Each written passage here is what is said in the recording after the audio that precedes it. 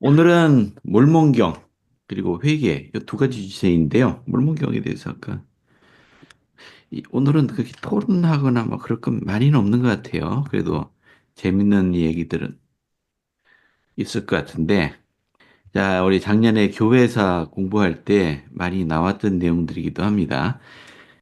자, 좀 적극적으로 좀 참여해 주세요. 자, 여기 어느 분이 좀 읽어봐 주실래요? 자, 빨간색으로 표시돼. 이 제가 표시한 두 개, 부분. 그리고 어디서 물문경을 얻었습니까? 라는 질문에 조셉 스미스는 이렇게 대답했다.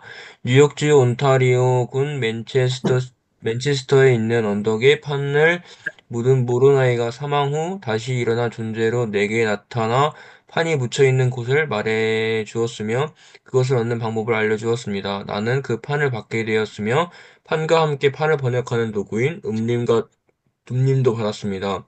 그렇게 해서 몰몬경이 나오게 되었습니다. 네, 감사합니다. 저, 우리 잘 알고 있는 내용이죠? 자, 이 어, 맨체스터의 저 쿠모라 그 운동은, 예, 질문 있는데 예, 하세요. 그 그 제가 알기로 그 조셉 스미스가 몰몬경을 번역할 때 그 돌로 번역하지 않았나요? 음, 우림과 돔님은 예, 좀 이따가 그 얘기 나올 것 같아. 네네 예, 네. 알겠습니다. 자, 아시다시피, 자, 모르나이가 부활한 몸으로 나타났습니다. 그리고 조세 스미스에게 이제 금판에 대해서 알려주었고, 그 위치도 알려주었다고 하죠. 자, 좀 더 읽어볼까요? 자, 이 부분, 다른 분이 좀 한번 읽어봐 주실래요? 이 부분.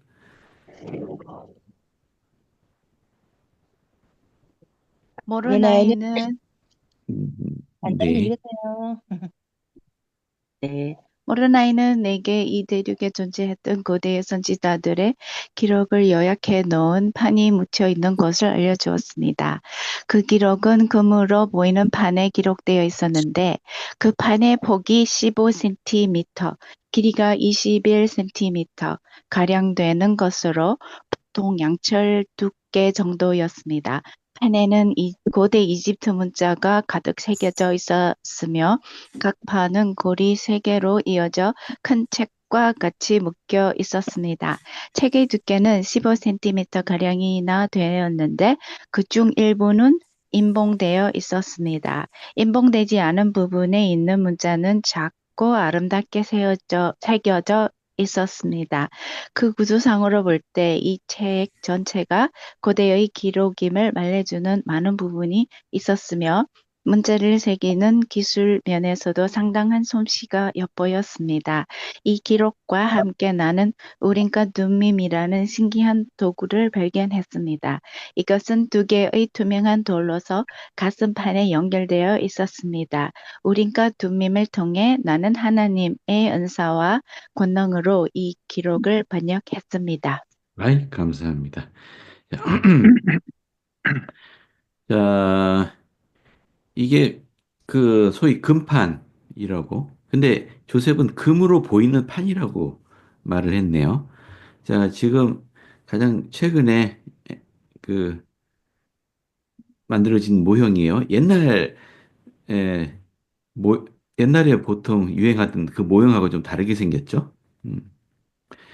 요 사이즈가 요게 요즘 우리 한국에서 흔히 그 책을 사면 요 정도 사이즈인데 요거보다 약간 작아요. 요거보다 좀 작습니다. 이게 폭이 15cm라고 했는데 요거 한 17cm 정도 되는 것 같고요. 야, 요것도 약간 작은데 두께는 15cm 꽤 두꺼운 그 정도 사이즈였던 것 같아요.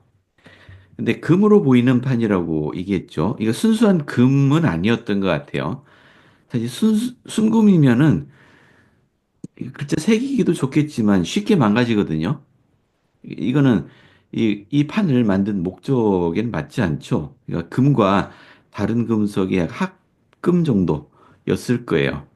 그리고 이제 학자들의 연구에 따르면 이게 만약에 순금으로 이 사이즈의 책을 만들었으면은 이게 이게 한 덩어리였으면 한 90kg 정도 돼요. 근데 이게 판을 겹쳐 쌓은 거니까 그 한 절반 정도 되는 한 40kg 정도, 만약 순금이라면, 그 정도 될 거라고 추정이 되는데요. 40kg, 여러분,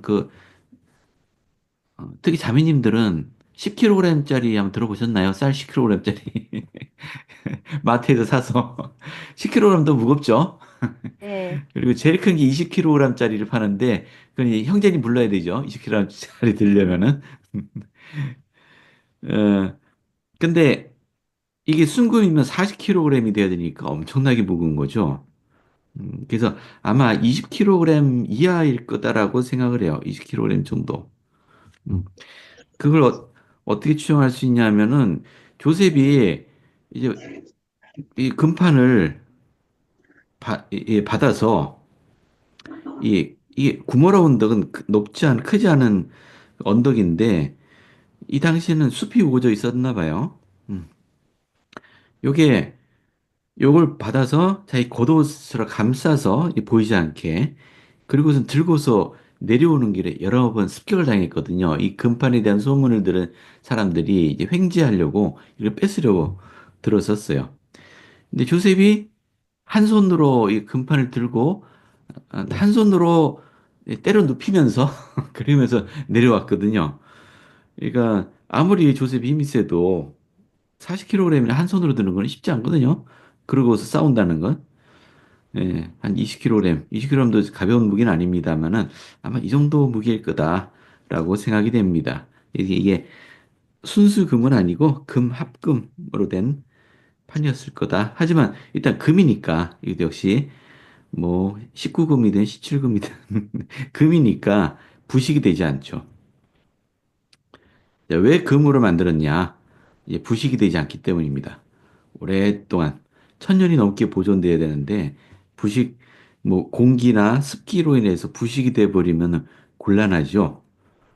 음, 그래서 금으로 판을 만들었다고 생각이 됩니다.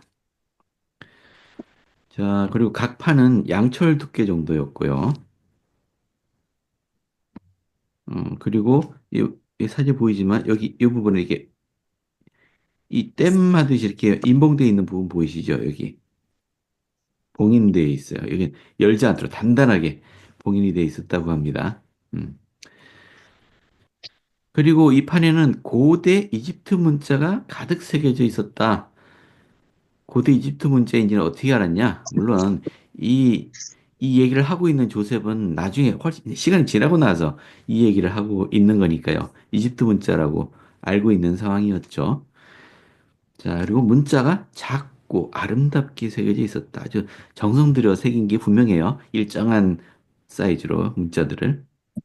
그리고 책 전체가 고대 기록임을 말해주는 부분들이 있었고, 그리고 이 새기는 기술도 상당한 솜씨가 엿보였다. 요? 그리고 우림과 둠림이라는 신기한 도구도 그 안에 같이 있었습니다. 이거는 가슴판과 연결돼 있었다고 해요. 이게, 자, 이것도 이제 그림이 있는데, 자, 이게 우림과 둠림이 대충 이렇게 생긴 것 같아요. 이게 모형이지만은, 예, 이렇게 생긴 거 맞는 것 같습니다. 이게 돌이니까, 이게 꽤 묵직했을 걸로 생각을 해요. 투명한 돌로 돼 있었는데, 음, 그래서 이거를 눈에 이렇게 대면서 사용하는 거라 이 무게를 감당하도록 하기 위해서 가슴판도 있었던 것 같아요. 그러니까 체중 분산할 수 있도록. 음, 우리 성도들 책에 보면은 좀 더 자세하게 얘기를 해놓고 있는데 조셉이 이걸 한번 사용해 보더니 신기하다. 뭐든지 다 보인다. 라고 묘사가 되어 있어요. 이 뭐든지 다 보인다는 얘기는 조셉이 이 다른 돌도 사용했던 경험이 있거든요. 요거는 이 선견자의 돌이라고 불리는 돌인데 이건 우리 이 금판을 받기 전에 우물 파다가 우연히 이 땅에서 발견한 돌입니다. 이 돌 말고도 몇 가지 돌이 더 있었던 모양이에요. 근데 특이한 점은 이 특별한 돌은 선지자가 손에 들면은 빛이 나면서 원하는 것을 보여주는 기능이 있었다고 해요. 그래서 이 소식을 들은 사람 사람들이 조셉에게 같이 우리 보물찾기 하자. 땅에 이 은이 묻혀 있는데 그 은광을 찾자. 뭐 그런 제안을 하기도 했고요. 그래서 함께 일을 같이 하기도 했대요. 근데 실제로 그 은을 뭐 많이 발견하지 못했다 그래요. 그래서 돈을 벌지 못했다. 뭐 그런 얘기는 있는데요. 요걸 선견자의 돌이라고 부릅니다. 자, 요거는 우림과 둠밈이고, 이 우림과 둠밈도 일종의 선견자의 돌의 일종인데, 왜 이런 돌들이 존재하는지, 이건 그냥 짱돌같이 보이는데, 왜 이런 돌들이 존재하는지는 우린 잘 모르겠어요. 그냥 있었다는 것만 알고 있습니다. 이게 몰몬경 번역 끝나고 나서는 이 선견자의 돌은 기능을 잃었다고 해요. 이게 그냥 평범한 돌로 돌아갔고요. 그래서 그 브리감형에게 기념품으로 줬다고 하는데요. 나중에 일포드 우드롭이 갖고 있었던 것을 교회에 기증했다고 합니다. 아까 그 이정재 형제님이 질문을 했죠. 음, 어, 우리 한번 복습을 해볼까요? 작년에 제가 이런 좀 도전적인 질문을 하기도 했는데, 이제 우리가 생각하기에 조셉이 번역을 했다. 그러면 요 장면이 떠오르잖아요. 요 장면이 맞아 보이잖아요. 금판을 보면서 우린과 둠밈을 써서 이 바라보면은 이제 번역을 할 수 있는. 근데 실제로 조셉이 진짜 많이 사용했던 방법은 요 방법이었대요. 이거 뭐냐면은 요 성견자의 돌을 모자 안에 집어넣어요. 그리고 얼굴을 모자에 푹 뒤집어 쓰고 빛이 새나가지 않을 정도로 단단하게 얼굴을 팍 집어넣은 다음에 집중하고 있으면 이 돌이 빛이 나면서 그 빛 가운데 문자들이 보였다고 해요. 그러면은 조셉은 그 보이는 것을 불러주면은 옆에 서기가 듣고서 기록하는 겁니다. 음.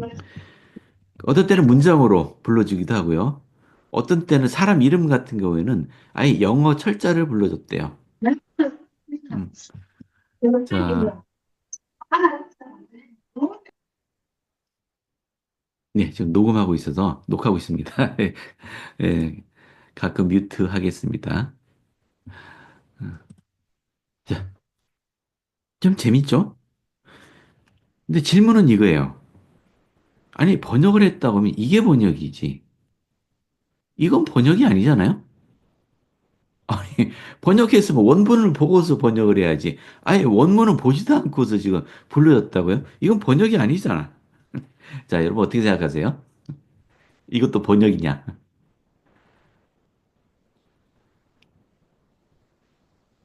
교회사 배울 때 네, 형제님께서 설명하신 게 기억이 나는데요. 네, 계시다.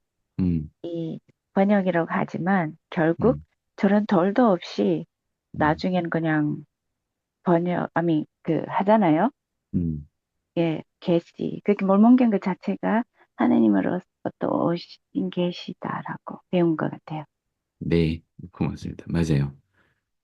그러면 이 몰몬경을 번역은 조셉 스미스가 한 건가요? 엄밀히 따지면. 주님이죠. 그렇죠. 정확하게 성신이 조셉에게 이제 불러주는 대로, 그죠? 보여주는 대로 조셉 불러준 거고, 어, 그러면 서기가 받아준 거고, 조셉은 자기가 번역한 게 아니에요. 자기의 능력으로. 처음에는 자기 능력으로 해보려고 했어요.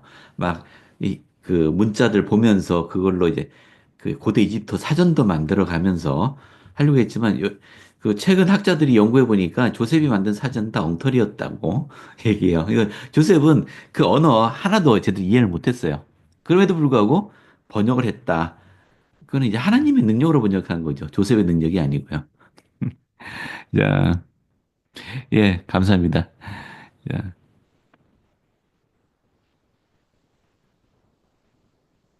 뭐 AI 번역기일까요? 돌이 요즘 번역 어플처럼 번역을 해준다. 뭐 그럴 수도 있겠어요. 예. 자, 맞아요. 근데 이런 돌들은 사실은 이 돌 자체가 특별하기도 하지만은 이런 돌을 특별히 가지고 있는 사람을 부르는 용어가 있어요. 기억하세요? 선견자 아닌가요? 그렇죠. 선견자. 우리가 그 지금 넬슨 회장님, 로슬렌 넬슨 회장님을 이제 선지자라고 부르죠. 선지자. 옛날엔 예언자라고 불렀어요. 뭐 예언자나 선지자나 뭐 맞습니다. 프로페시니까요. 프로페시. 예언하는 사람을 프로페시라고 하잖아요. 근데 선견자는 좀 특별해요. 선지자 중에 선견자의 은사를 받은 사람들이 간혹 나오는데 이런 특별한 도구를 이용해서 이제 직접 보는 네, 그런 특권을 가진 사람들을 선견자라고 부릅니다. seer라고 해요. 보는 사람이라고 부릅니다. 예. 그래서 조셉은 이 선견자로서 역할을 했어요. 그리고 조셉이 이제 보는 것에 계속 익숙해지고 하다 보니까 나중에는 이런 도구들이 없어도 그 어떤 특정 주제에 대해서 집중하고 있으면 조셉의 맨눈 앞에 이런 문자들이 떠오르고 했다고 해요. 실제로 여러 가지 보이고 했답니다. 그래서 우리 아브라함서를 번역할 때는 이런 도구가 없이도 번역을 했다고 하죠. 역시 아브라함서도 조셉이 자기 능력으로 번역한 게 아니고 눈앞에 떠오르는 것을 불러 준 겁니다. 예, 그런 식으로 번역들은 이루어졌어요. 좀 재밌죠?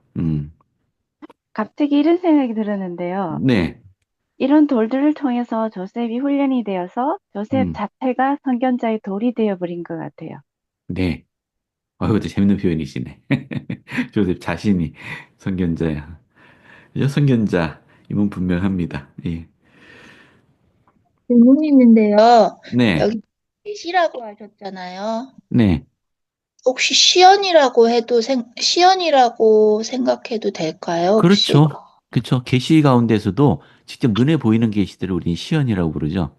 그러니까 이게 맞아요. 글자 이렇게 보였다고 했잖아요. 이렇게 네, 빛으로. 네. 그러니까 나중에 맞습니다. 도구가 없어도 이렇게 그 글자들이 문장이 보였다는 거는 음, 맞아요. 그럼 시연이라고 할 수 있어요. 예. 우리 요한계시록을 읽어보면은 해왕국에 들어가는 주민들에게는 한 사람씩 각자 하얀 돌 하나씩이 주어진대요. 그리고 그 돌이 그 개개인들에게는 우림과 둠임이 된다고 합니다. 그리고 그 해왕국은 지구가 나중에 해왕국이 된다고 하죠. 그리고 해왕국은 뭐 유리바다라고 표현된 것처럼 하나의 보석과 같은 별로 바뀌는 것 같아요. 그리고 이 각 개인은 우림과 둠임을 가지고 있고 그 지구가 또한 거대한 우림과 둠임이 되고 해서 그 자신들이 알고 싶은 것이 있다면은 그냥 지구를 바라보면은 그 사람들에게 지식이 주어진다고 해요. 음. 그리고 그 미래의 일을 알고 싶으면은 각자 자신이 가지고 있는 우림과 둠밈이 그걸 또 알려준다고 합니다. 뭐 하여튼 뭐 그런 이야기가 있어요. 이건 선지자께서 하신 말씀이니까 거짓말은 아닌 것 같습니다. 예. 우리 계속 읽어볼까요? 여기 두 문단 한번 같이 한번 읽어보겠습니다. 어느 분이 좀 읽어봐 주실래요?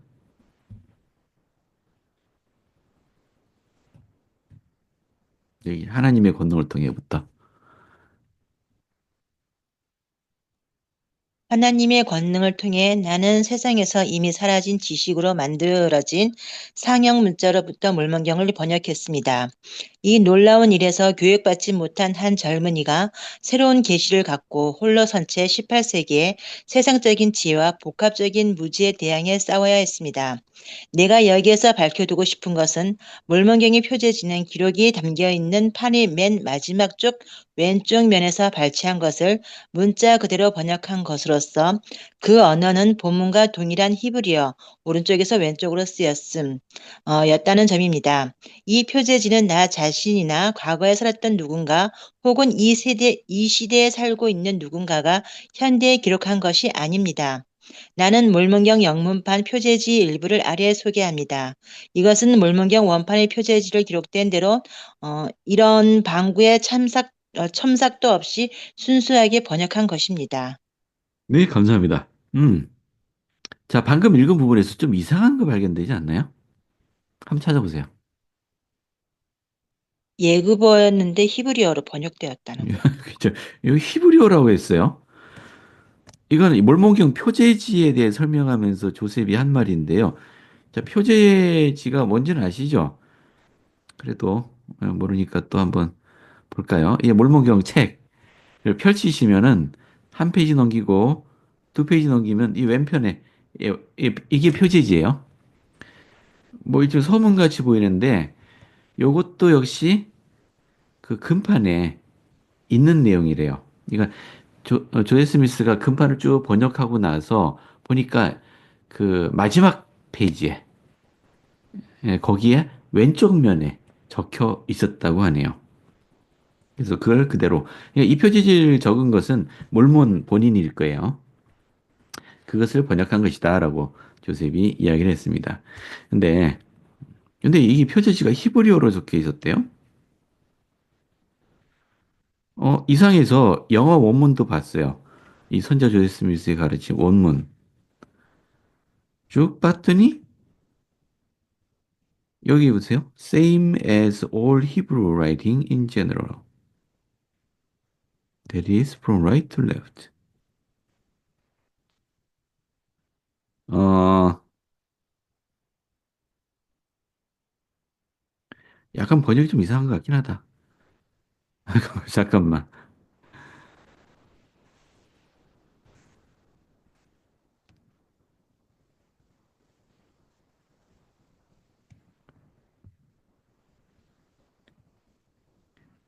잠깐만, 영어 잘하시는 분. 이거, the language of the whole running, the same as all Hebrew writing in general. 일반적인 히브리어라고 하면서 오른쪽에서 왼쪽으로 기록했다. 라는 건 맞는데, the language of the whole running. 이걸 뭐라고 이해해야 되나요?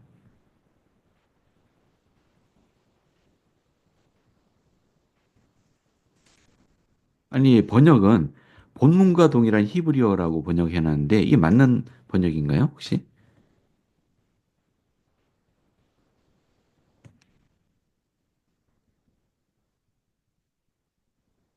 뭐, 틀리진 않은 것 같은데? 아닌가요? 음. 자, 지금 미국에 사시는 분들, 여기 많이 계시잖아요.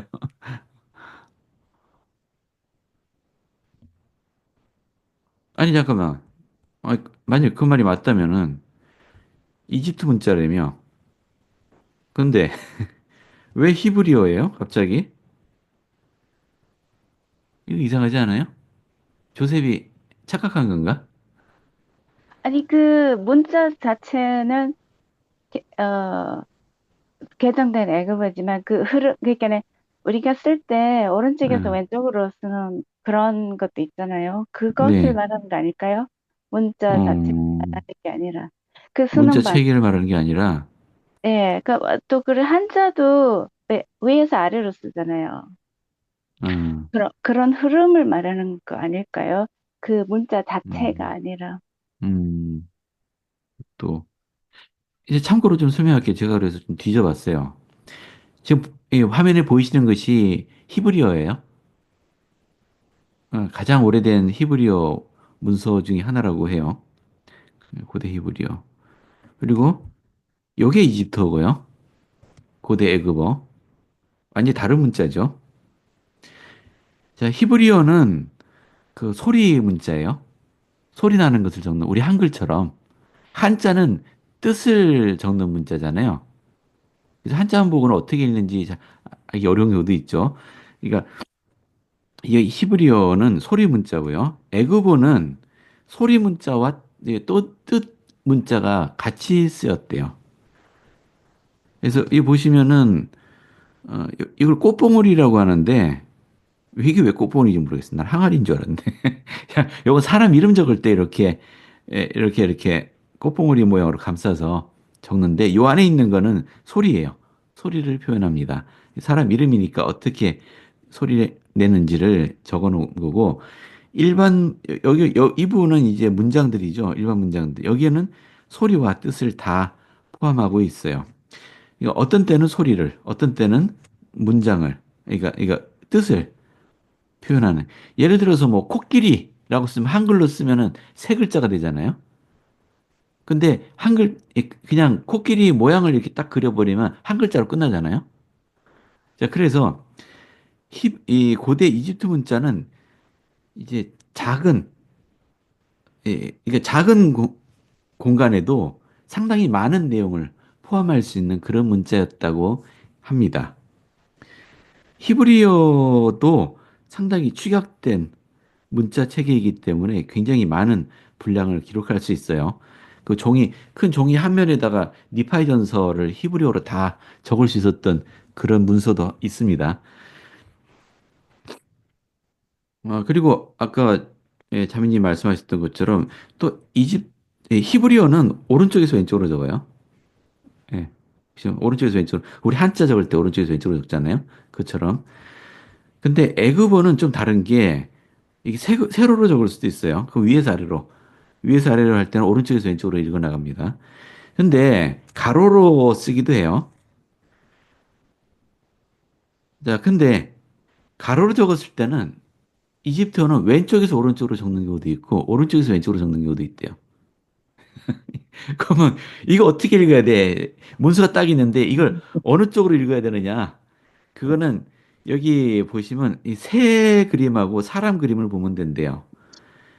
새나 사람이 오른쪽을 보고 있으면은 왼쪽에서 오른쪽으로 읽으면 된답니다. 이 보시면 이 사람하고 새가 오른쪽 보고 있죠? 이건 왼쪽에서 오른쪽으로 읽으면 돼요. 그렇죠?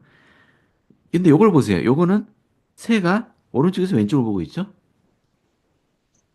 이거 보세요. 새가 다 왼쪽 보고 있잖아요. 이때는 오른쪽에서 왼쪽으로 읽어가면 된답니다. 굉장히 참 융통성이 많은 문자네. 예.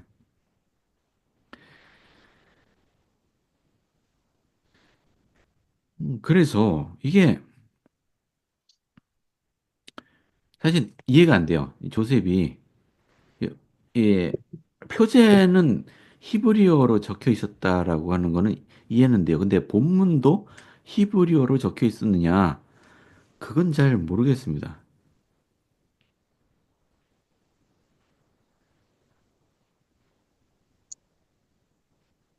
어, 근데 어떤 학자는 이렇게 얘기하기도 하더라고요.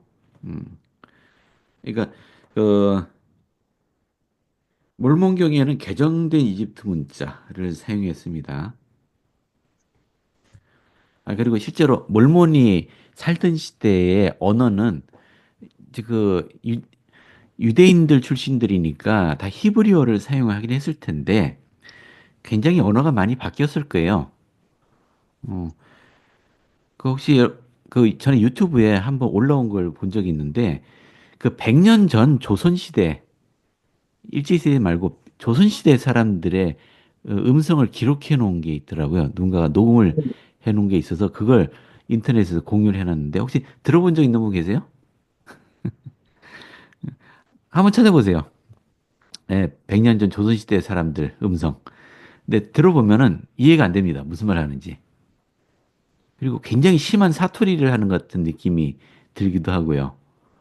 이거 불과 100년밖에 안 지났는데 지금 현대인이 쓰는 한국말하고 100년 전 조선 사람들이 쓰던 말하고 많이 다른 거예요. 어, 잘 물론 문자로 적어 놓으면은 상당히 이해가 되겠지만은 실제로 쓰는 말을 들었을 때는 잘 이해가 안 되더라고요.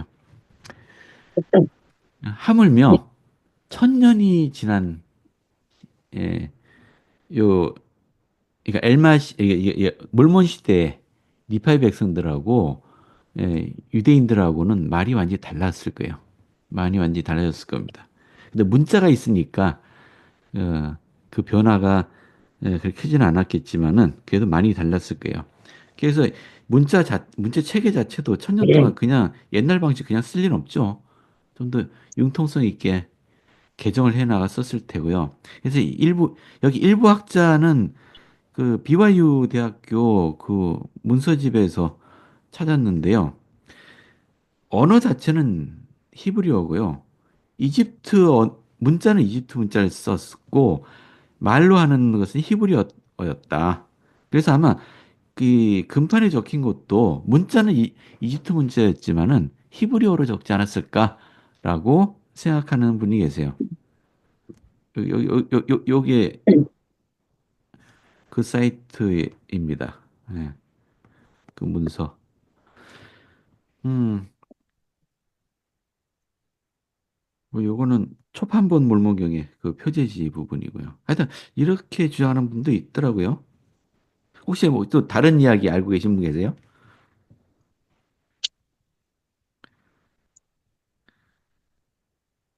그 몰몬께서 말씀하시지 않았나요? 그 마지막에 그 기록하셨을 때 네, 그 개정된 그러니까 히브리어를 기록했더라면은 더 유하고 이게 더 잘 이게 저게 설명 안 나는데 아무튼 더 잘 기록했었을 거고 우리가 이해하기 쉬웠을 것인데 그 예, 뭐죠? 애국어로 개정된 애국어로 되어 있는 상황이라 가지고 이제 음, 좀 그 뭐죠? 사람 그 아무튼 뭐 그렇게 되지 않았나라는 그 몰몬이 그렇게 모로나이가 이더서에 그런 얘기를 했죠. 네. 예, 야렛의 형제가 남긴 글을 읽어보면은 굉장히 힘이 있고 감동스러운데 내가 저 글을 적어 놓으려니까 너무 힘들다. 예, 너무 부족하다. 뭐 이런 얘기를 했습니다. 그죠?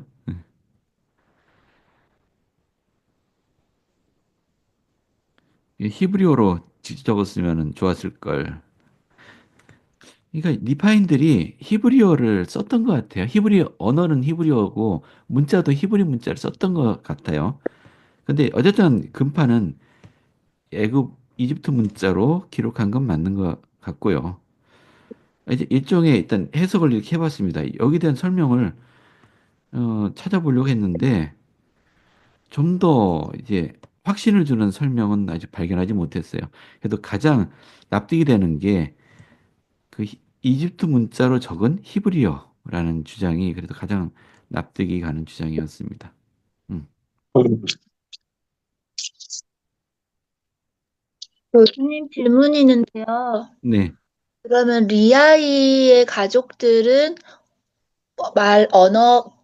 구사하는 언어는 히브리어였을까요? 그냥 그렇죠. 일상 대화는 히브리어로. 성된 이집트 애국어이지만 네, 쓰는 거하고 말하는 걸 우리랑 다른 거죠. 우리는 한글로 말하면서 한글로 쓰지만 음, 말은 히브리어, 쓰는 거는 문자로는 기록은 애국어. 그렇죠. 기록은 애국어로. 예, 예, 그랬던 것 좀 같아요. 달랐네요. 말과 음. 쓰는 글이. 예. 그러니까 금속판에다가 기록하려니까 아마 애고보가 더 낫다고 생각했을지도 모르겠어요. 이 이집트에서 주로 발견되는 문서들은 대개 이제 바위나 이런 데 기록해 놓은 게 많잖아요. 이건 노예들을 시켜서 기록한 거거든요. 노예들. 왜냐 얼마나 힘들겠어요. 그림을 바위에다가 새겨야 되니까.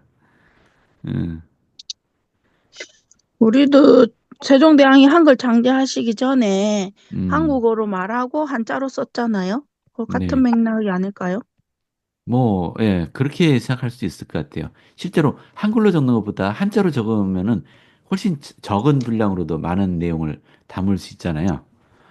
예, 그런 의미로 생각할 수도 있을 것 같아요. 예, 그냥 참고로, 한번 알아두시면 좋겠습니다. 자, 이제 몰모경 이야기를 좀 마무리하면서 지금 조셉 스미스가 몰모경을 금판에서 번역했다고 하는데 사실 증거가 하나도 없잖아요. 증거가 없어요. 금판을 뭐 주변 사람들 말은 있는데 말은 내가 금판을 봤다라고 이제 증언한 사람도 있고 뭐 관련된 증언들은 많이 있는데 실제로 이제 증거는 남아 있잖아요. 근데 조셉이 이 금판을 발견했을 때 이건 영화의 한 장면인가요? 이 보시면 이 둥그스름한 바위 돌이 있었고 가장자리는 다 흙이 묻혀 있었다고요. 이게 이제 금판을 덮고 있는 돌이었는데 이 흙들 다 치우고 지렛대로 이 돌을 치우니까 밑에 돌로 짜여진 상자, 이게 시멘트 같아 보였다고 하거든요. 상자가 있었고 이 안에 이제 돌이 또 기둥같이 돌이 이렇게 있고 그 돌 위에 물건들이 올려져 있었어요. 금판도 있고, 우림과 둠임도 있고, 뭐, 가슴판, 그리고 뭐, 다른 거, 어, 또 이렇게 있었다 그래요. 아마 이게 상자 안에서도 돌 위에 올려놓은 건 아마 습기 때문에 그랬을 걸로 생각을 해요. 밑에 바닥에 놔두면 습기 때문에 이제 상할 수 있으니까요. 그래서 띄워놓은 거죠. 자, 그건 다 좋은데, 요 금판은 없다고 해도 요거 상자는 남아있을 거 아니에요. 이게 땅에 묻혀 있으니까. 이거 조셉이 판에 간 것도 아니고. 선사가 이거 가져갔다는 얘기는 없거든요. 이거 어디 갔을까? 이거 있으면은 금판이 묻혀 있었다라는 증거가 되잖아요. 혹시 이거 아시는 분 있으세요? 이 돌상자 어디 갔는지.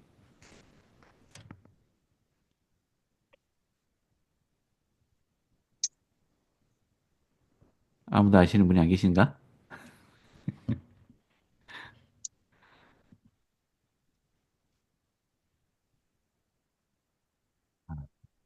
아, 약간 감기 기운이 있는 것 같습니다.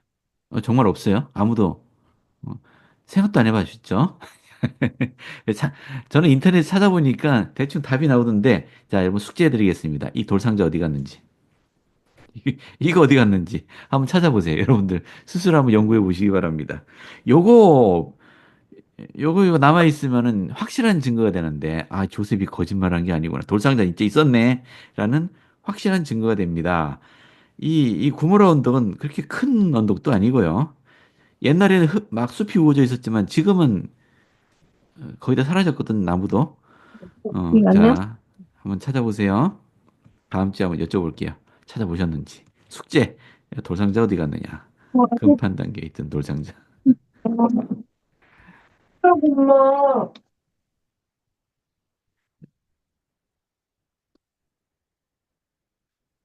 자, 음, 오늘은 제가 너무 많이 떠든다. 자, 자, 요 사건도 하나 특별히 언급하고 있으니까 다루겠습니다. 자, 이 조셉 스미스의 번역 작업 중에 116쪽의 원고를 분실한 사건은 잘 아시죠? 누가 이걸 분실했습니까? 마틴 해리스. 그렇죠? 마틴 해리스 성을 가진 마틴이라는 분입니다. 자, 이 마틴 해리스는 조셉의 부모님이 살고 있던 동네의 지주죠. 큰 부자, 농부입니다.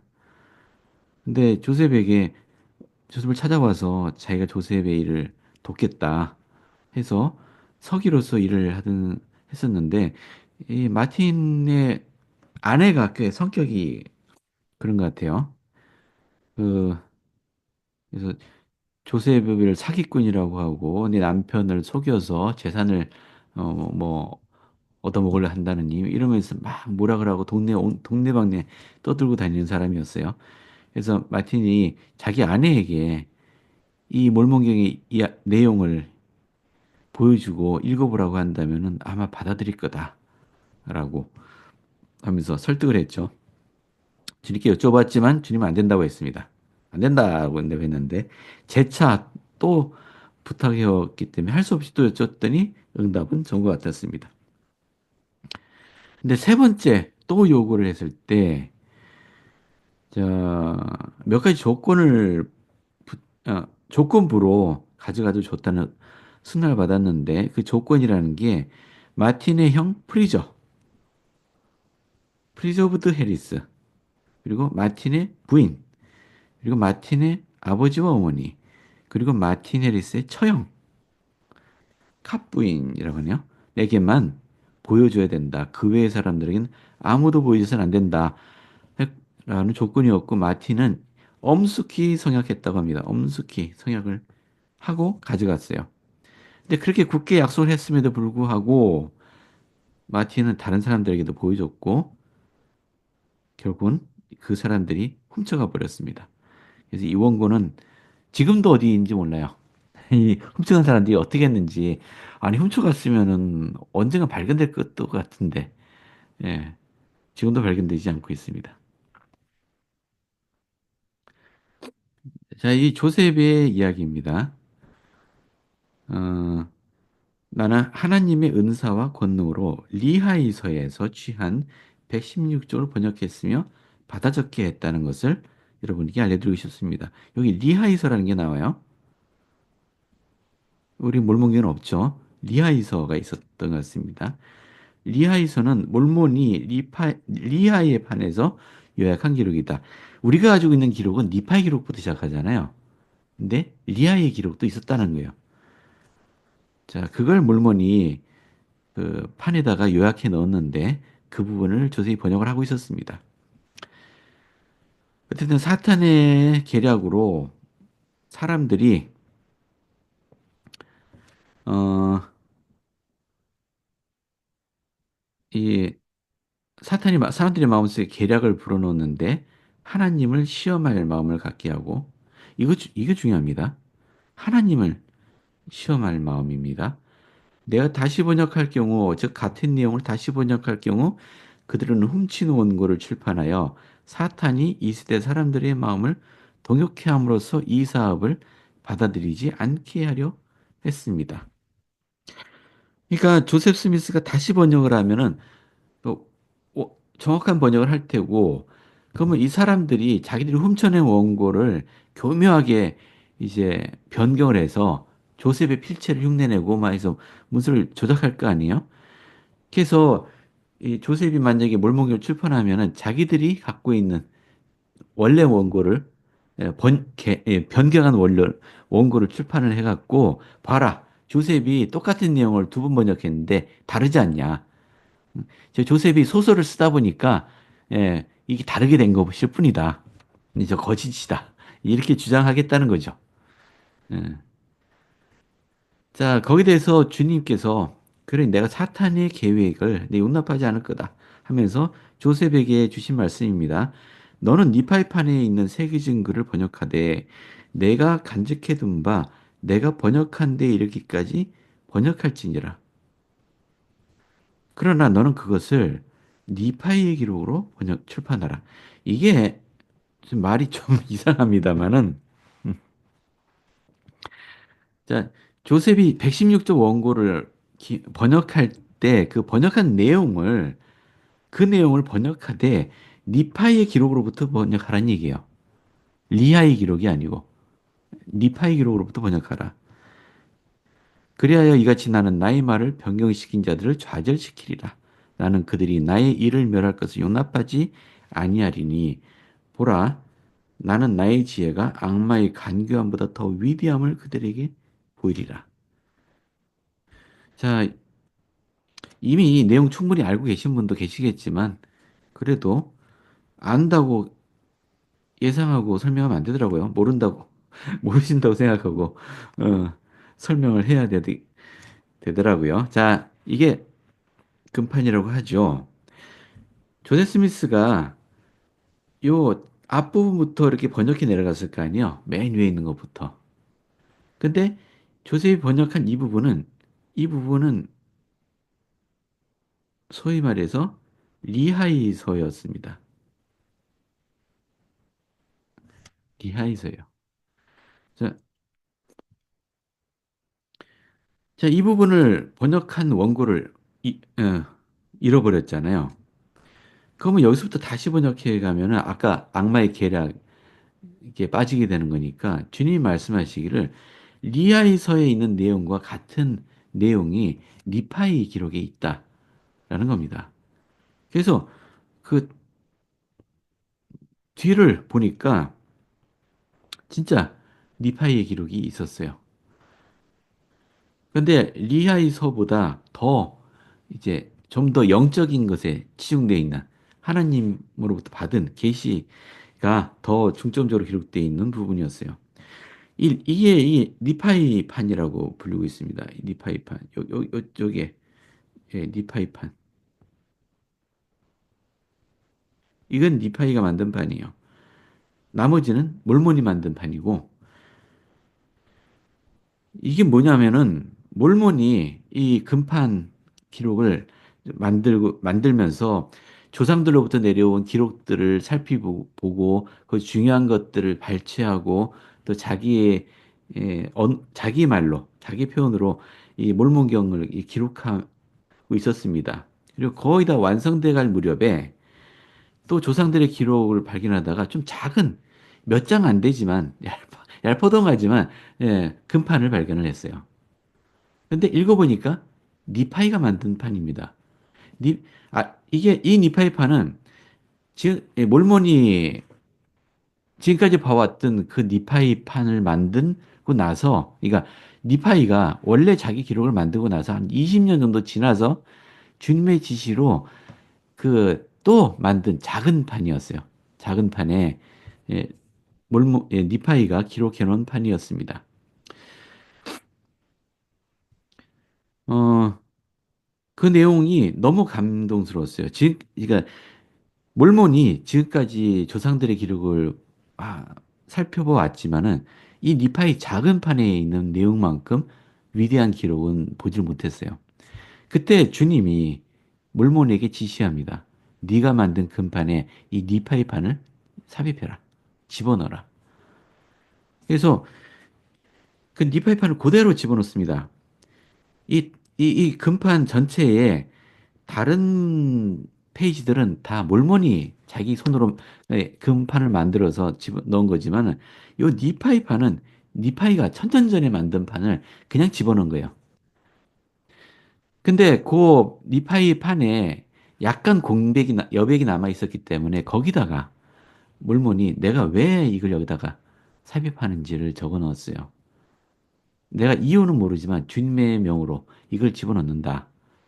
근데 주님께서는 특별한 지혜가 있으시니 그분의 뜻에 따라 이루어질 거다. 뭐 하여튼 이런 말씀을 넣어놨어요. 그게 뭔가요? 우리 몰몬경에 있는데. 물문의 몰몬의 말씀. 말씀. 그렇죠? 그게 몰몬의 말씀이죠. 몰몬의 말씀. 예.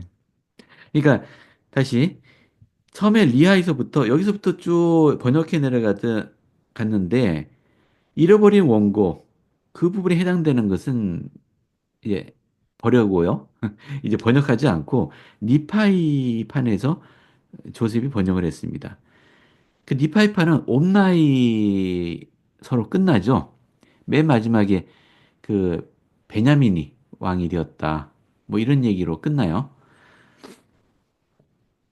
그리고 다시 몰몬의 판으로 돌아가서 그 베냐민의 치세로부터 시작되는 그것부터 예, 계속 번역을 해 나가요. 그래서 니파이판 번역을 맨 앞에 놓고 그 다음에 베냐민의 치세부터 예, 번역한 거를 그 뒤에다가 넣어서 지금의 물문경을 완성을 한 겁니다. 자, 이렇게 됐어요. 저 니파이판 왜 이걸 집어넣으라고 했는지, 왜 기원전 600 아니 한 600, 500여 년 전에 지금으로부터 2500여 년 전에 왜 니파이에게 이미 기록을 충분히 만들어냈는데도 불구하고 니파이에게 지시해서 작은 판을 또 만들게 하셨는지 주님이 니파이 노년에 예. 그리고 그걸 몰몬에게 발견하게 해서 왜 그걸 여기다가 삽입하게 했는지 그 이유가 뭔가요? 결국은 예 지금 이 116쪽의 원고를 분실할 것을 주님이 이미 아셨다는 거잖아요. 그리고 그것을 대비하신 거잖아요. 그죠?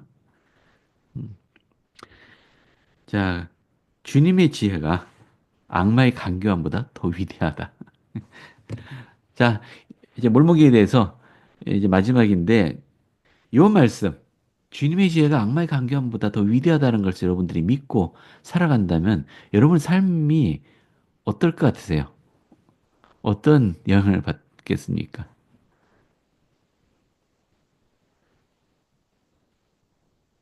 더 행복할 것 같고요. 그리고 네, 또 주님께 의지를 하니까 스트레스도 덜 받을 것 같고요. 예. 네, 스트레스를 안 받는 얘기는 마음이 좀 더 평안하시겠네요. 그죠? 그렇죠. 예. 그렇죠. 삶의 무게로부터 자유로워지는 것들. 네. 여러분 주님을 의지하시기 바랍니다.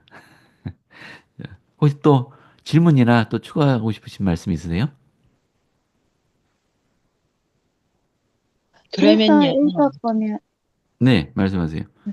어느 부분부터? 그래서 읽어보면 네, 이렇게 문체가 다른 걸 느끼잖아요. 네. 예, 확연히 아, 다른 걸 느껴요. 그렇죠. 리파이스를 읽을 때랑 리파이판에서 번역한 부분하고 예, 몰모니판에서 번역한 부분이 문체가 달라요. 예, 그 예, 마음이 느껴져요. 니파의 마음 그리고 그렇죠. 멀몬의 마음, 예, 확연히 예, 달라요. 그 목소리가 달라요. 예. 감사합니다. 예, 또 다른 분 계셨잖아요. 세상에, 저는요, 그 몰몬에 대해서 네, 궁금한 게, 그 몰몬이 그 큰 판을 요약했잖아요. 네, 큰 판을 요약했고 작은 판은 이제 그 상태를 그대로 이제 첨가했는데 음, 굳이 그 몰몬이 그 시간도 없는데 바쁜 와중에 그 그 애굽어로 그렇게 또 이렇게 요약을 해야만 했나 싶은 생각도 들고요. 왜냐면 그걸 그대로 다 그냥 했어도 좋지 않을까 하는 생각도 들고요. 또 하나는 음, 몰몬이 개정된 그 시대가 벌써 뭐죠? 이 리아의 가족이 오고 나서도 아주 오랜 시간이 흐른 다음에 이것을 요약하는 부분이었는데, 음, 그 몰몬께서도 그 개정되지 않은 그 예국어 히브리어를 다 음, 했었는가 싶은 생각도 들어요. 왜냐면은 그 니파이 전서 1장 2절에 보면은 니파이는 그 부친의 언어로 기록되어 있고 그 부친의 언어는 유대인의 학문과 예굽인의 언어로 되어 있다라고 이야기했거든요. 그래서 네, 그거는 아마 그 니파이가 개정되기 전에 예굽어로 그 기록을 한 것인지 아니면은 음, 히브리어와 믹스한 건지 저는 잘 모르겠는데 음, 그 몰몬이 그 모든 것들을 충분히 이해할 수 있는 어휘력과 언어가 그게 컸었나 이 생각도 들고 그냥 큰 판을 음. 굳이 왜 주님께서는 요약하라고 하셨을까 이 생각도 좀 이렇게 의문이 자꾸 이게 형제님께서 말씀하시는 동안에 그 생각을 계속하게 되더라고요. 예, 좋은 질문이세요. 리아의 직업이 무엇이었을까? 사실은 뭐 정확히 기록은 안 돼 있지만은 근데 몇 가지 사실 유추해 볼 수 있는 게 리하이가 사막 여행을 무난하게 해내거든요. 예루살렘 떠나고 그 얘기는 리하이가 사막 여행에 익숙한 사람이다라고 추측을 합니다. 이 학자들은 여러 가지 그 리하의 행태를 보면은 그래서 리하의 직업이 아마 대상인이었을 거라고 생각을 해요.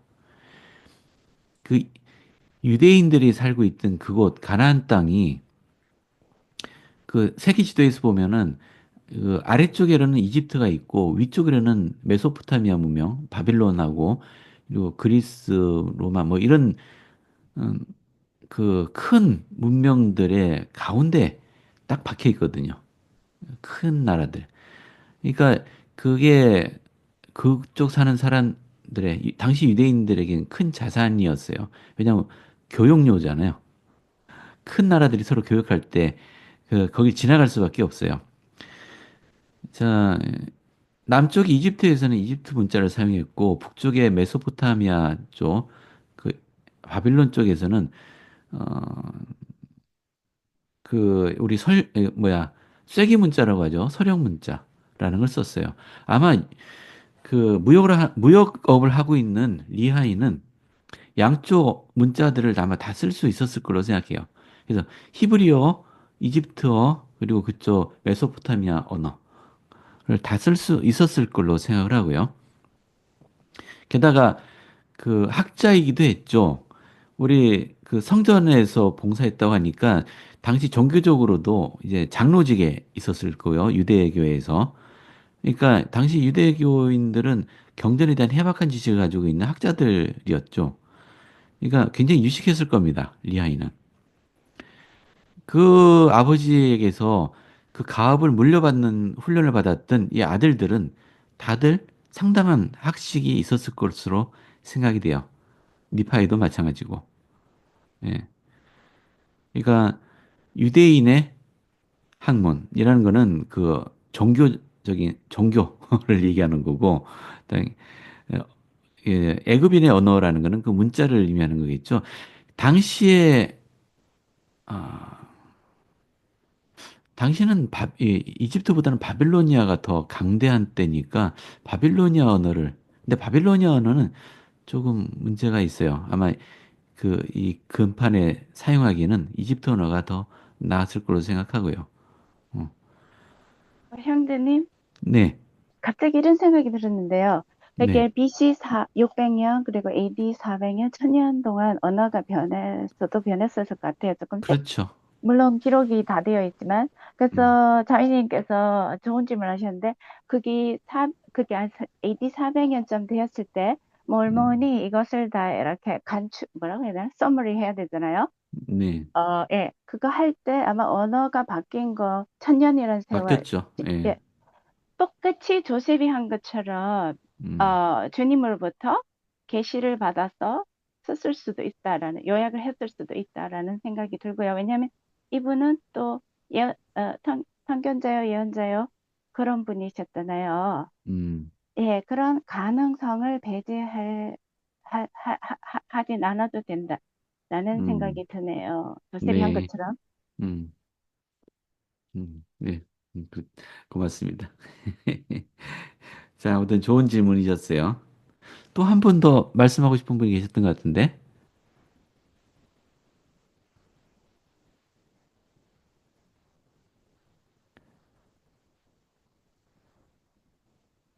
안 계시나요? 자, 자, 이제 정리할게요. 이 언어 문제가 계속 얘기됐는데, 그 모로나이가 자기가 히브리어로 기록하지 못하는 게 안타깝다라고 하는 걸 봐서 당시 니파인들은 일상적으로는 히브리 문자를 썼던 것 같고요. 일상생활에는. 그런데 학자들이나 고위층에서는 이 이집트 문자를 썼을 가능성도 있다. 특히 이 기록자들은 이집트 문자를 썼을 것이다라고 생각이 됩니다. 자, 좋습니다. 자, 그래서 몰몬경은 우리 시대를 위해서 마련된 기록입니다. 자, 누구든지 자, 우리 조셉이 얘기한 것처럼 자, 누구든지 이 기록을 읽고 연구하는 사람들은 음, 예, 어디 갔나? 네, 표시를 안 해놨네. 예, 마음의 평화를 얻고 예, 하나님의 영감을 얻게 될 것입니다. 자, 다음 회개. 30분 남았나요? 회개 얘기할게요. 우리 회개가 무슨 뜻인가요? 회개. 회개한다.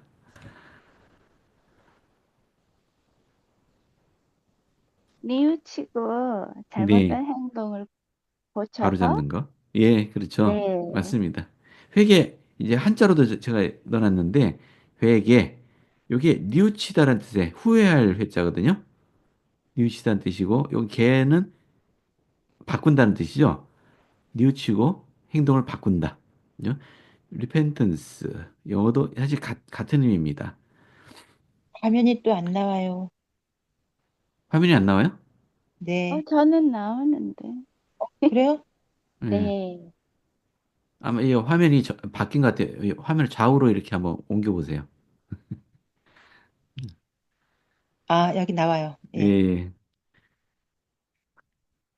자, 근데 원래 회개라는 단어는 음, 뭐 구약에도 나오긴 하지만은 주로 신약에 나오거든요.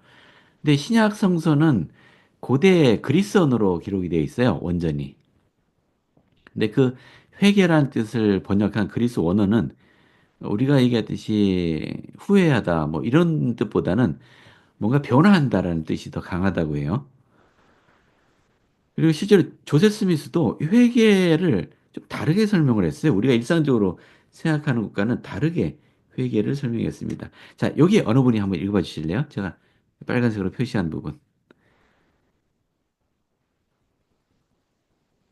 여러분의 마음속을 들여다보고 아니, 아니요. 여러분이 위에 문단부터. 저는 주 하나님. 저는 주 하나님의 이름으로 그리고 신권의 권세로 말씀드리겠습니다. 이 회중은 성도임을 자처하지만 저는 온갖 뿌리의 사람들 가운데 서 있습니다. 여러분이 하나님 계신 곳에 가기를 원한다면 하나님처럼 되어야 합니다. 다시 말해서 하나님께서 소유하신 원리를 소유해야 합니다. 만약 우리가 원리 안에서 하나님께로 가까이 가지 않는다면 우리와 하나님과의 간격은 벌어지고 그 대신 사탄과 가까워지게 됩니다. 그렇습니다. 저는 온갖 뿌리의 사람들 가운데 서 있습니다. 여러분의 마음속을 들여다보고 여러분이 하나님과 같은지 보십시오. 저는 제 마음속을 들여다보면서 저의 모든 죄를 회개하고 하고 싶은 마음을 느꼈습니다. 감사합니다.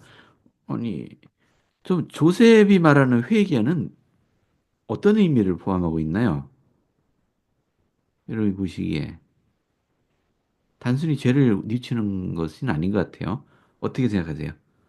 하나님께서 가지신 그 원리를 우리가 가져야 된다는 거. 하나님 음, 말이 좀 이치로. 어렵네요. 하나님께서 소유하신 원리를 우리도 소유해야 된다. 이게 어떤 의미일까요? 하나님께서 갖고 계시는 그 본질들을 저희도 소유해야 되지 않나라는 것 같아요. 우리도 그분처럼 예, 그 그런 우리 속성, 본질이 특성에서. 우리 본질이 그렇게 바뀌어야 된다. 그렇겠죠. 그 지난주에 그 노영자님께서 말씀하시기를 그 네. 개인적인 영의 계시를 받음으로써 그분이 변화됨으로 인해서 그 예전에 갖고 있던 그 어떤 행동들이 그 음, 계시를 받은 이후에 그분의 눈이 밝아짐으로 인해서 그분 마음속에 어떤 죄도 갖고 싶어 하지 않는다라고 그 지난주에 노영자님께서 말씀하셨던 것 같아요.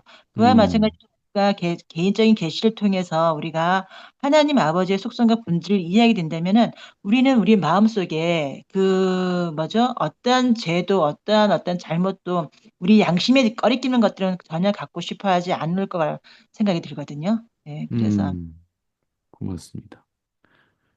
그러면 그럼 죄가 뭔가요? 죄가. 제가 배우기로는요, 예. 하나님께로 가까이 가지 못하게 하는 장애물. 형제님께서 음, 그렇게 가르쳐 주셨던 것 같은데 그럼 말이에요. 모든 것이 다 죄가 된다. 이 조셉이 이렇게 얘기했어요. 하나님께로 가까이 가지 않는다면은 그럼 어떻게 된다고요? 우리와 하나님의 관계는 벌어집니다. 그러면은 어떻게 돼요? 대신 사탄과 가까워지게 됩니다. 잠깐만. 여기 하나님이 있고요. 여기 사탄이 있습니다. 우리 여기 어디쯤 있겠죠? 너무 하나님과 가까운가? 자, 그러면 하나님께로 가까이 가지 않는다면은 그럼 반대로 사탄과 가까워지게 된다. 당연하죠. 이- 그죠? 사탄 쪽으로 안 가고 하나님과 멀어지게 되면은 사탄과 가까워지게 되는 결과를 냈습니다. 그러면 우리가 흔히 죄라고 규정되어 있는 행동들 하는 것 이외에도 우리가 하나님과 우리 사이에 간격이 생긴다면 그건 다 사탄과 가까워지는 게 되고 그건 다 죄가 되는 거겠네요. 그렇죠. 그런가요? 그럼 하나님과 우리 사이에 놓인 이 간극이 이건 다 죄인가요? 음, 죄의 그 디그리가 다 틀릴 것 같아요. 예, 저, 정도는 다르지만 어쨌든 간 하나님과 우리 사이의 거리는 모두가 죄가 된다. 오, 네. 제가 야렛이 생각이 났는데요. 예, 야렛이 떠나서 해변가에 다 모이잖아요. 음, 그렇게 과일도 풍족하고 음식도 풍족하고 너무 그 고생고생 해서 걸어가서 해변에서 너무 즐거운 생활들을 할 때 하나님께서 하나님을 찾지 않아서 꾸짐을 받잖아요. 네, 예, 그것도 역시, 예. 심각한 죄는 아니지만 하나님께 열심히 기도 안 하고 하나님을 음. 적극적으로 찾지 않는 것도 어, 죄가 될 수도 있겠죠? 예, 좋은 말씀이세요. 예를 들어서 나는 하나님께 가까이 가지는 않고 있지만 사탄에게도 안 가. 나는 중립을 지킬 거야. 여기 그냥 머물 거야. 이게 가능한가요? 예, 가능하지 않습니다. 가능하지 않아요. 예, 하나님께 가지 않으면 우린 뒤로 모든 것을 휩쓸려 뒤로 가게 됩니다. 음, 잠깐 채팅창에도 예, 그 우리가 발전하고 깨달음이 있어야 되지 않을까 하는 생각이시네요. 하나님의 뜻으로 발전할 수 있는 기회를 얻는 것이 아닌가요? 맞습니다. 맞아요. 그거 좋은 거 지적해 주셨어요. 우리 자신의 노력과 능력으로 다 이루어지는 것이 아니고 하나님의 은사로 이루어지는 겁니다. 그러니까 앞으로 나가는 것도 하나님의 은사로서 이루어지는 일이에요. 그러니까 우리는 끊임없이 은사를 구해야 됩니다. 어, 예, 네, 제가 그 교과서를 읽으면서 또 생각나는 게 조셉이 첫 시연을 보고 난 다음 네, 한 3년인가 4년이 지났는데 자기가 이제 해결해야겠다라는 마음이 들었다고 했어요. 그래서 네, 기도했을 때 천사 모르나이가 나타났잖아요. 그래서 어떤 회개일까라고 생각을 해봤는데 야레스의 사람들과 비슷한 것이 아니었을까? 첫 시연을 봤음에도 불구하고 그렇게 음, 하나님께 간절히 다가가고자 하는 그런 것을 안 했었는 거에 대한 자신의 그런 돌아봄, 음, 그것에 대한 회개가 아니었을까라고 추측을 해봤어요. 예, 좋습니다. 자, 우리 조세 스미스가 제안한 걸 우리가 참여해 볼까요? 잠깐 주변 소음으로부터 좀 차단되시고 귀를 막으셔도 좋고 자, 좋습니다. 여러분의 마음속을 들여다보고 여러분이 하나님과 같은지 보십시오 했거든요. 자, 여러분도 한번 잠깐 1분 정도 시간 드릴 테니까 내가 하나님과 같은가? 어떤 부분이 하나님과 같은가? 또는 어떤 부분은 하나님과 같지 않은가? 한번 마음속을 들어보는 시간 잠깐 가질까요? 1분 시간 드리겠습니다.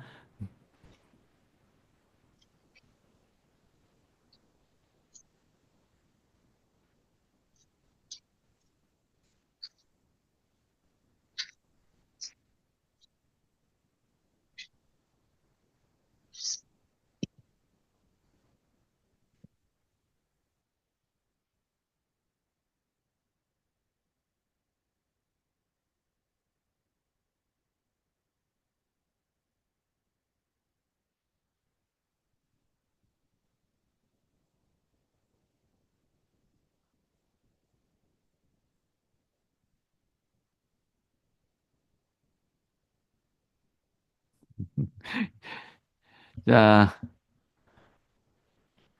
한번 생각해 보셨나요? 자기 죄를 고백하시면 안 됩니다. 그런 게 말고, 혹시 자신 안에서 하나님을 닮은 모습들을 찾으셨나요?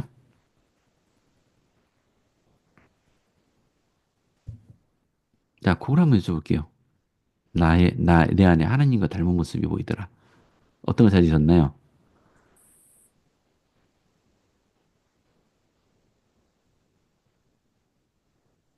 우리 가족들을 위해서 열심히 제 역할을 다하면서 음, 봉사하는 거, 가족을 위해서.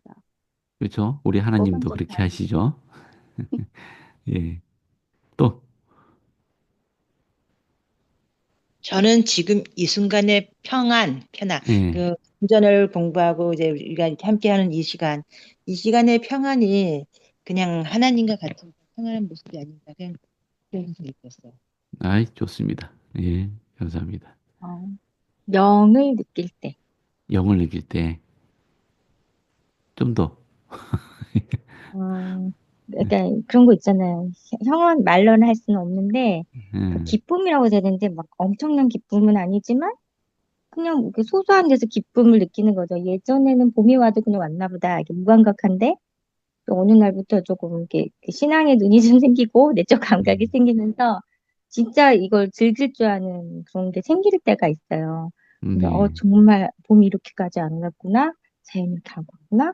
근데 그렇게 그 소소한 기쁨들이 있을 때, 음, 오, 그런가 하니까 생각이 들고, 내가 정말 그분이 계신 것 같다는 느낌도 들고, 하여튼 영이 있을 때는 뭔가 치는 것 같습니다. 음, 고맙습니다.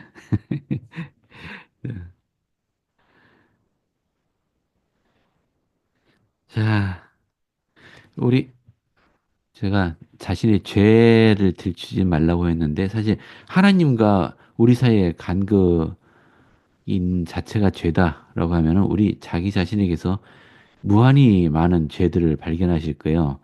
그러면 아마 좌절할지도 모르겠습니다. 그러지 마시고 자신 가운데 예, 보이는 하나님을 닮은 점들을 더 키워나가는 방향으로 노력하시는 것이 낫습니다. 내 부족한 점을 채우려고 노력하는 것보다 내 장점을 더 키우려고 노력하는 게 낫습니다.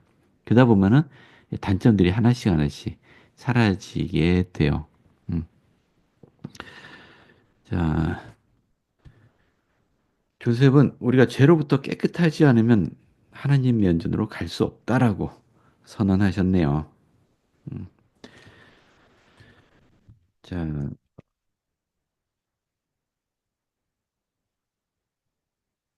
뭐 다 넘어가고 마지막에 조셉은 이렇게 그, 예, 말합니다. 하나님 앞으로 나아가기에 너무 늙어버린 영이란 존재하지 않습니다. 모든 영은 용서받을 수 없는 죄를 범하지 않는 한 용서받을 수 있습니다. 우린 결국은 다 죄로부터 벗어나게 될 겁니다. 시간이 오래 걸릴 수도 있어요. 하지만 모두가 다 죄로부터 벗어날 수가 있습니다. 음, 하나님이 너그러우심으로. 자, 근데 용서받을 수 없는 죄가 있다라는 얘기도 했네요. 자, 어떤 죄들이 용서받을 수 없는 죄이죠? 여기 성신을 거스르는 죄라고 남아 있는데, 네, 예를 들면 카인이 사탄과 맹약을 맺게 되잖아요. 네, 그것도 용서받을 수 없는 죄인 것 같고요. 네, 그리고 또 우리 주님이 구세주이심을 알면서 고의로 음, 주님의 이름을 그렇게 훼손시키는 거 알면서 음, 어떤 다른 자기 이익이나 뭐 그런 상황에 그것이 또 성신을 거스리는 죄일 수 있다라는 생각이 들더라고요. 그래서 또 첫 번째 제 가인에 대해서 얘기를 했는데 우리 형제님들 왜 멜키세덱 신분 받을 때 음. 그거 하나님과 그런 성약을 맺잖아요. 근데 가인은 그렇게 했음에도 불구하고 이제 그 사탄이랑 맹약을 맺게 됐잖아요. 그래서 아주 무시무시한 그런 죄를 저지른 것 같아요. 그저 카인은 음, 제 동생 아벨을 죽였죠. 이거 무지한 피를 흘린 살인죄죠. 그리고 그죠? 하나님을 거역하고 사탄을 더 사랑했다라고 표현되어 있습니다. 그리고 맹약을 맺었고, 그래서 멸망의 자식이 되었습니다. 자, 그래서 우리가 소위 성신을 거스리는 죄가 용서받지 못할 죄다라고 보통 이야기를 합니다. 도대체 성신을 거스린 죄가 뭐냐? 제가 좀 자료를 좀 많이 찾아왔어요. 이거 좀 이따가 여러분 단톡방에다가 공유해 드릴게요. 이거 지금은 같이 한번 읽어보겠습니다. 자, 성신을 거스리는 죄가 어떤 것인지. 일단 교리하세요 76편 31절에는 나의 권능을 알고 있고 그 권능의 참여자가 되었으나 스스로를 내어 맡겨 악마의 힘을 통하여 굴복당하여 진리를 부인하며 나의 권능을 무시하게 된 모든 자들이라고 표현하고 있네요. 그다음에 하나씩 한번 읽어볼까요? 제가 자, 어느 분이 요거 여기 한번 읽어봤어요. 첫 번째 문단.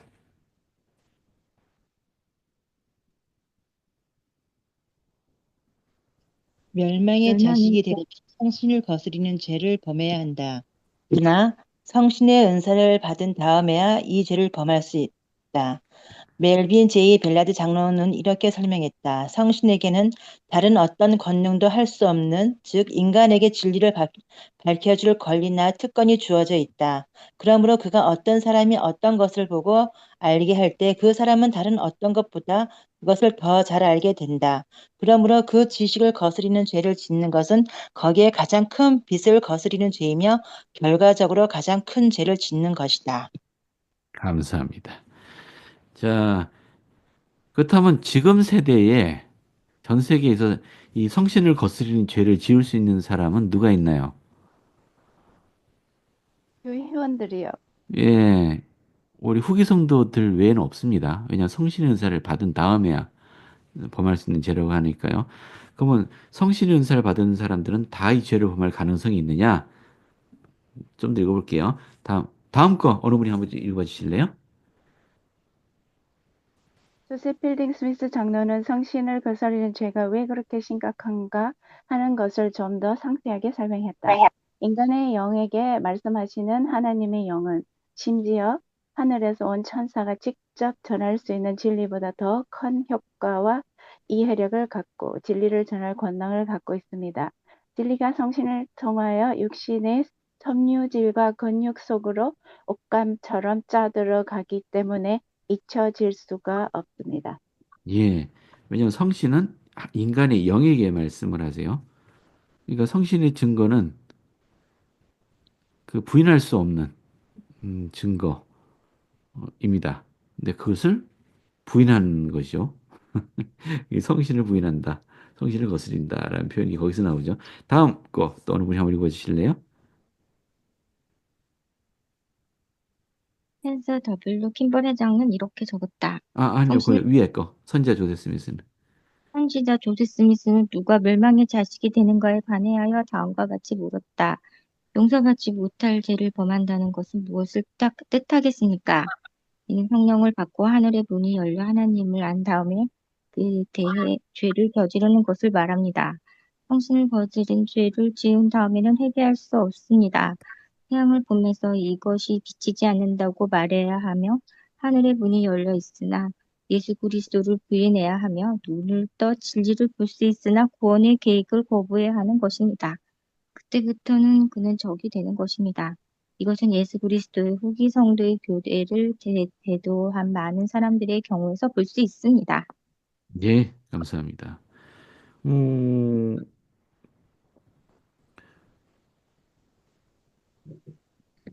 이게 아까 카인 예를 한번 들어볼까요?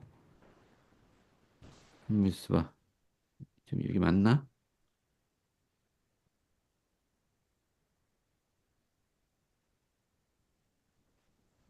요 다음 것까지 읽어봐야 되겠다. 요것도 한번 읽어봐 주세요. 스펜서 더블 킴블 회장님 말씀. 읽을까요? 이, 스펜서 W. 킴볼 회장은 이렇게 적었다. 성신을 거스리는 죄는 그러한 지식을 요구하는 전제가 따르므로 평범한 사람이 그 죄를 범하기는 어렵다. 선지자 조셉 스미스는 용서받을 수 없는 죄를 범한 배도자에 관하여 이렇게 말했다. 인간이 이 사업을 하는데 적이 되기 시작하면 그는 나를 해치며 나를 죽이려 하며 나의 피 흘림을 보려고 온갖 짓을 다 할 것이다. 그는 악마의 영을 가지고 있으며 구주를 십자가에 달았을 때 가지고 있었던 것과 똑같은 정신과 성신을 거스른 정신을 갖게 됩니다. 예, 여기 감사합니다. 요, 실제로 교회사 공부하면서 봤잖아요. 한때 교회 회원이고, 였고, 그렇게 복음을 받아들이고 기뻐했던 사람들이 어떤 계기로 교회를 뛰쳐나갔고, 그리고서, 예, 적으로 돌아서면서 끊임없이 조셉을 죽이려고 획책을 하게 되죠. 조셉이 뭔가 그들에게 큰 잘못을 한 것도 없고 죽어야 할 이유가 없음을 알고 있으면서도 끊임없이 조셉을 죽이려고 시도를 했어요. 그러다가 이걸 결국은 성공했죠. 결국은. 이게 성신을 거스린다는 것은 예, 그런 것 같아요. 우리 카인은 어, 이- 자기가 제사를 드린 게 하나님께 받아들이지 않자 하나님께 분개를 했습니다. 성을 냈다고 해요. 하나님과 대화를 하면서도 하나님께 화를 내는 장면이 나와요. 결국은 자기 동생을 죽이면서까지 그렇게 변해갔죠. 자, 성신을 거스리게 되면은 하나님의 영을 잃게 되고 급속하게 악마의 편이 되어가는 것 같아요. 악마의 영을 가지고 있다라고 표현을 했네요. 선생님, 네, 갑자기 베드로가 생각났는데요. 네. 카인과 베드로의 차이. 이렇게 베드로는 주님이 모른다라고 세 번을 뭐라고 해야 되나? 부인했죠. 부인을 네, 했죠. 그 네, 경우는 베드로가 정말 적개심을 갖고 주님을 대항해서 싸우고자 하는 그런 마음이 아니라 음, 근데 카인은 그런 적개심을 갖고 대항해서 싸우는 마음이 있잖아요. 맞아요. 그런 차이가 아닐까라는 생각이 들었네요. 그렇죠. 베드로의 경우에는 무서웠던 거죠. 네. 단지 왜냐면 인간은 연약하니까 무서워서 굴복한 것뿐이고요.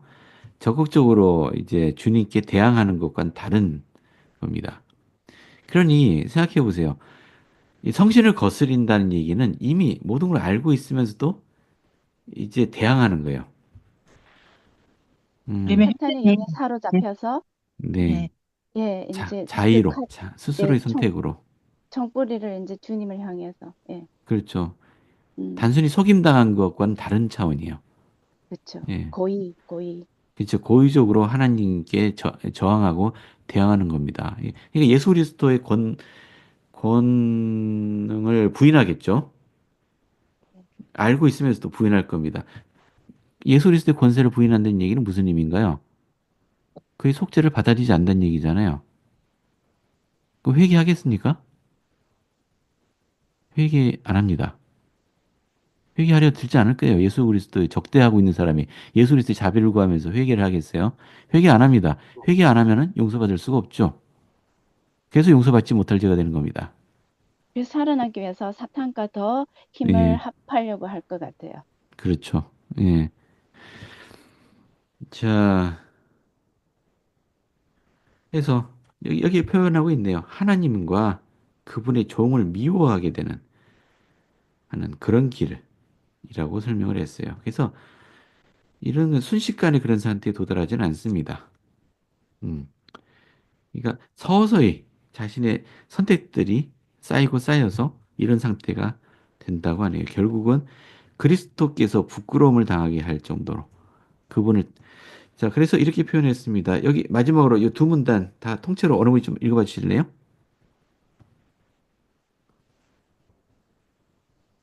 그런 사람은 여기부터 제가 읽겠습니다. 네, 그런 사람은 자신을 그리스도의 구속의 권능 밖에 두게 된다. 그들은 하나님의 영을 완전히 상실하여 회개할 수 없으므로 그리스도의 자비에 참여할 수 없다. 그들의 죄는 너무나 극악한 범법이기 때문에 그 죄인은 회개할 수 없다. 그 때문에 전혀 가망이 없게 된다. 회개할 수 없다면 용서받을 수 있겠지만 회개할 수 없기 때문에 용서하는 권능이 그들에게 도달할 수 없다. 그 다음 것까지. 빛이 없는 멸망의 영역이나 암흑의 왕국에는 사탄과 육신을 입지 못한 전세의 영이 멸망의 상태에 까지 퇴보한 인간과 함께 거하게 될 것이다. 이들은 재생의 힘을 잃었다. 그들은 회개할 마음과 능력을 모두 잃을 정도로 타락했다. 네, 이런 상태가 됩니다. 말 그대로 사탄과 같은 암흑의 왕국에 거하게 될 테고요. 예, 사탄과 같은 상태에 거하게 됩니다. 그래서 생각이 났는데요. 네, 그래서 우리가 회개를 자주자주 하고 우리의 마음을 이렇게 정제를 해야 되는 게 중요한 것 같아요. 그래야지 우리가 회개할 능력이 그나마 없어지지 않을 것 같고요. 그때 네, 옛날에 상어부제 회장님이 회장님이 아니라 상어부제에서 어떤 자매님이 얘기하셨는데 회개는 정말 너무 기쁜 선물이다. 음, 우리가 회개하면 뭔가 내가 잘못했고 뭐 이런 생각이 많이 드는데 회개는 선물이다. 근데 기쁘다. 음, 이렇게 얘기를 하시더라고요. 이게 아직도 네, 인상에 남는데. 네, 감사합니다. 자, 자, 오늘 성신을 거스린 죄에 대해서 좀 살펴봤는데, 좀 더 있어요. 더 있는데, 예, 제가 요거 단톡방에다가 요 글 전체를 옮겨 드릴 테니까, 한번 직접 읽어보시기 바랍니다. 자, 좋은 말씀 하셨어요. 회개는, 예, 주님으로부터는 은사입니다. 예, 그것을 회피해야 되는 고통스러운 것으로 이해하는 것이 아니고, 우리가 하나님께 더 나아갈 수 있도록 마련된 방편이라고 생각하시면 좋을 것 같습니다. 자, 이번 주님과 주님의 은혜 안에서 또 한 주 보내시기 바랍니다. 예수 그리스도의 이름입니다. 아멘.